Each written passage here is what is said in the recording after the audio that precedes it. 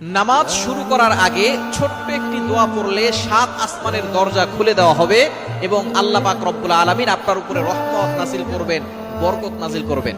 এমন একটি দোয়া আছে যেই বাক্যগুলো খুবই সহজ এবং উচ্চারণ করাও সহজ এবং আপনি আমল করলে একবার বলার সাথে সাথে নবীজি সাল্লাল্লাহু আলাইহি সাল্লাম জানিয়ে দিয়েছেন তার জন্য আসমানের 7টি দরজাই খুলে দেওয়া হয়। রহমতের দরজাগুলো খুলে আল্লাহ তাআলা তার উপরে রহমত নাজিল করতে থাকেন, অঝোরে বৃষ্টির মতো রহমত তার উপরে পড়তে থাকেন, বরকত করতে থাকে। সুতরাং আমরা নামাজ শুরু করার আগে এই দোয়াটা একবার করে নিব।